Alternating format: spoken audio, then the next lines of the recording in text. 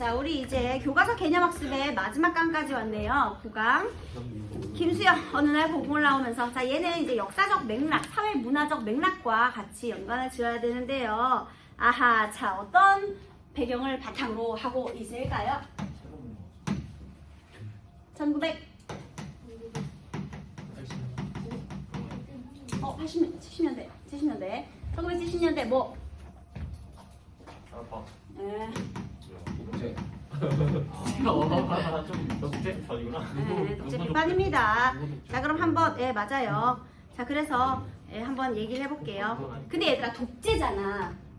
사실 우리 민주주의 사회를 표방하고 있지만 이건 민주냐 독재냐, 마치 왕권이 있었던 봉건적인 시대랑 다를 게 뭐냐 하는 생각으로 고궁을 나오면서 이제 생각을 한 거죠.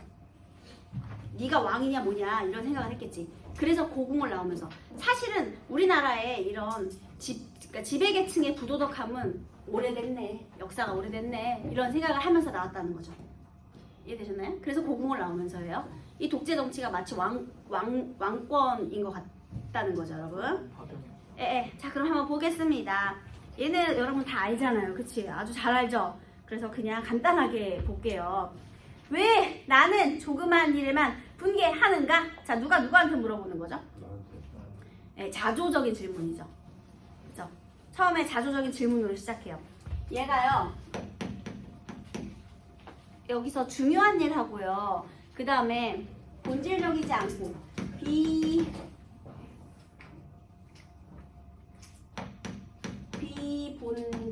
비본질적이고 사소한 일과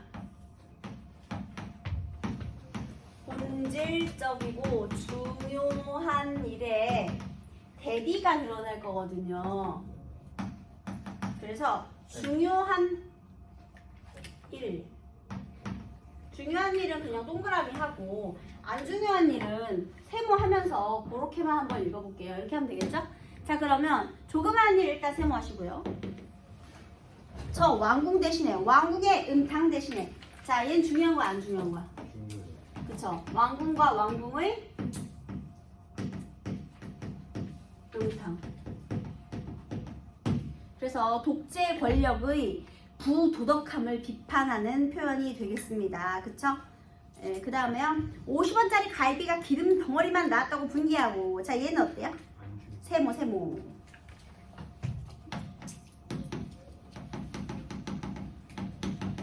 사소한 일에는 그렇게 내가 화를 냈는데요. 옹졸하게 분개하고. 분개하고 그 다음에 옹졸하게 분개하고 설렁탕집 돼지 같은 주인년에게 욕을 하고. 얘들아, 설렁탕집 돼지 같은 주인년 이 얘기는 누가 했을까요? 그치? 근데 화내면 안 되는데 너무 상스럽게 화를 냈지. 그쵸? 자, 여기서 비속어를 왜 썼을까요? 없어 보이려고. 정확합니다. 비속어의 사용을 통해서요, 화자의 옹졸함을 강조하는 거예요. 옹졸했던 화자의 옹졸함 강조.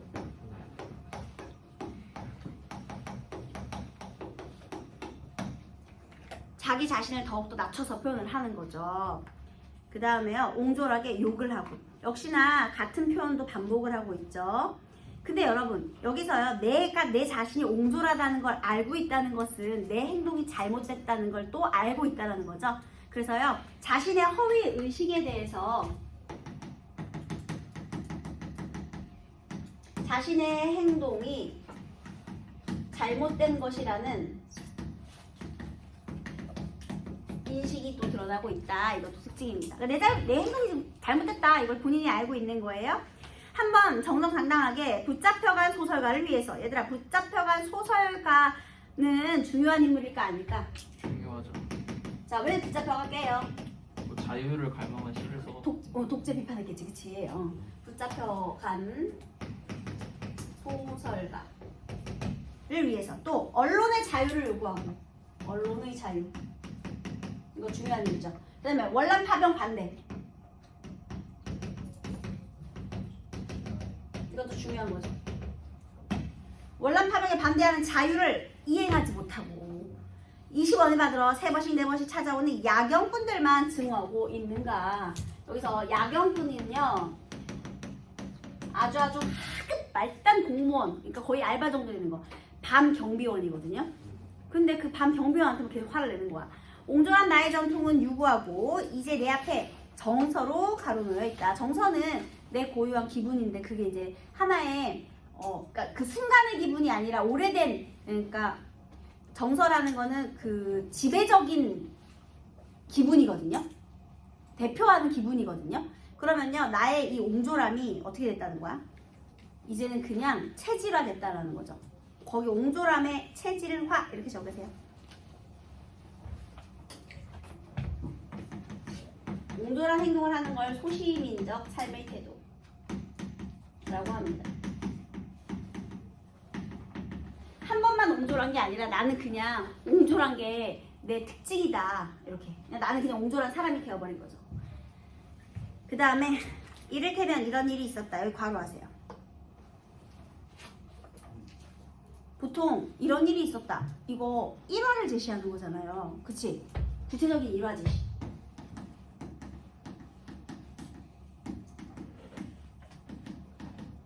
게다가 여기 사용되는 단어도요. 뭐 비속어라든지 그 다음에 일상어 이런 것들을 사용하거든요. 구체적인 일화를 제시한다거나 아니면 일상어의 사용을 통해서요. 이게 지금 신지 아니면 독백인지 좀 모호하게 만들고 있죠. 그쵸? 그 다음에 부산의 포로수용소에 제14 야전병원에 있을 때 정보원들이 너스들과, 너스가 뭐예요? 너스죠. 간호사. 너스들과 스펀지를 만들고 거즈를 개키고 있는 나를 보고 포로경찰이 되지 않는다고 남자가 뭐 이런 일을 하고 있느냐고 놀린 적이 있었다. 너스들 옆에서. 자, 그러면 스펀지 만들고 거즈 개키고 하는 일은 중요해 안 중요해? 얘가 왜 너스들이랑 스펀지 거즈 이런 거 만들었을까요? 너스의 직업 성별은 뭐였을까요, 여러분? 너스의 성별이 뭐겠니? 그러니까 여자랑 노닥거리 하는 거지 뭐. 근데 내가 더 화나는 부분은 뭔지 알아요? 포로경찰도 안 되고 여기서 뭐 하는 거야? 그걸 누구 앞에서 얘기했어? 너스들 앞에서 얘기했더니 내가 너무 화가 난 거지. 이 새끼 여자들 붙는 데서 이 새끼가 얼마나 옹졸한지 알겠죠? 옹졸해요.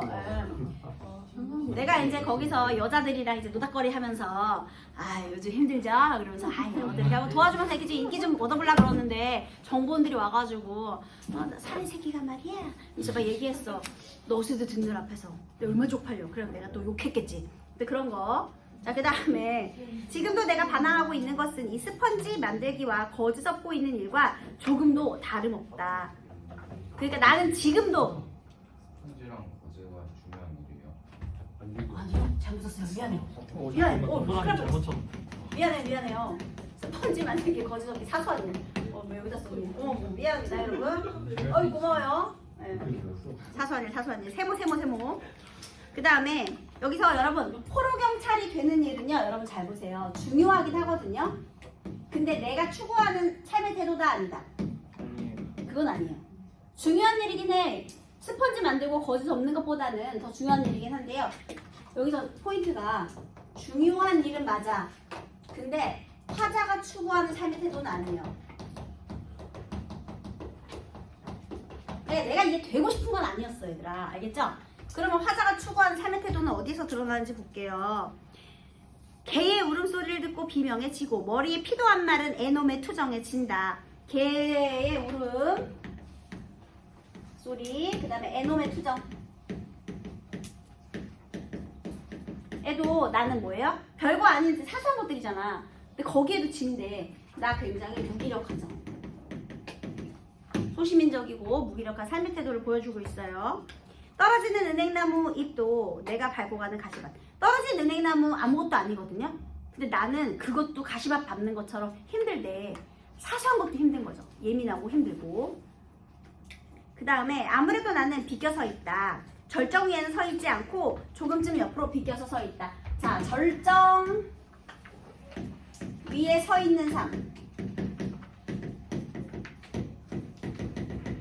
이게 중요한 거야. 근데 여기는 비켜서 있는 삶. 못함. 난 지금 비켜서 서 있는 거죠. 자, 그럼 비켜서 서 있다라는 건 어떻게 사는 거냐면요. 방관자의 삶의 태도예요. 소시민적 삶의 태도. 자, 그러면 절정 위에 서 있는 삶은 어떤 삶의 태도냐? 이게 바로 화자가 추구하는 삶이에요. 뭐예요? 부당한 현실에 항거와 적극적으로 항거하는 삶. 누가 이렇게 살았을까? 누가? 그렇죠. 붙잡혀간 소설가는 이렇게 살다가 잡혀갔겠지. 그래서 내가 이게 무서우니까 난 그냥 비켜 서 있는 거죠, 여러분.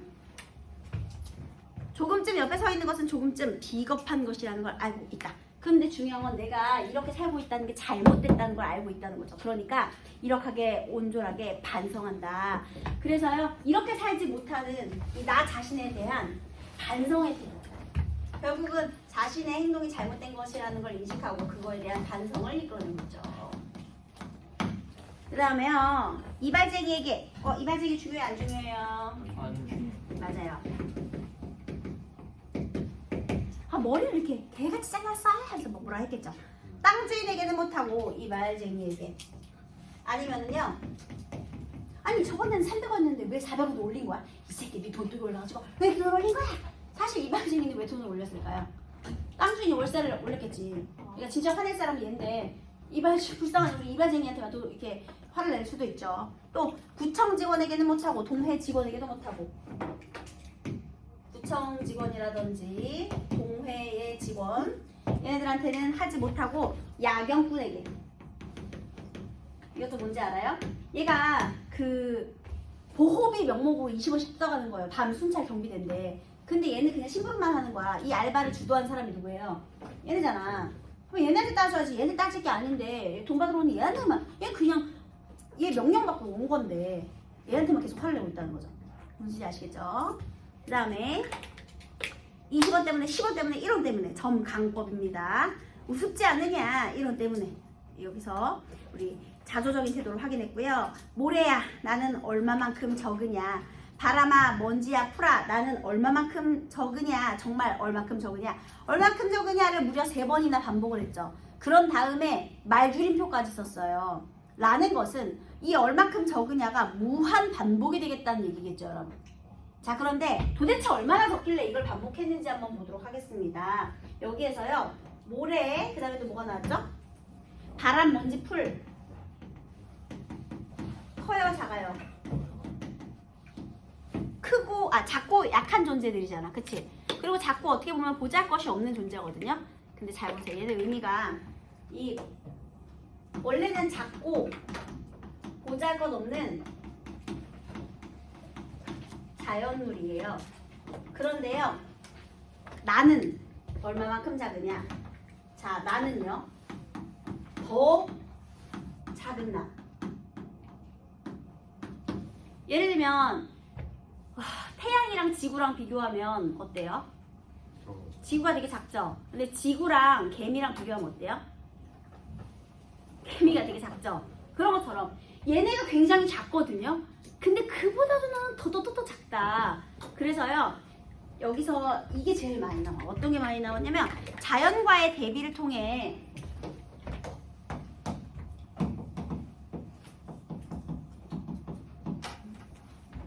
안 보이네. 이쪽에 쓸게요. 자, 이 표현은요, 자연과의 대비를 통해 본인 자조감을 강조하는 거예요. 자조감 강조 이렇게.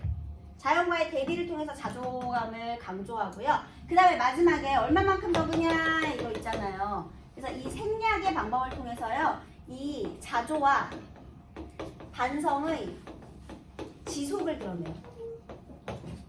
작으냐 이렇게 되는 거죠. 무한반복. 그래서 지속성을 드러내고 있다.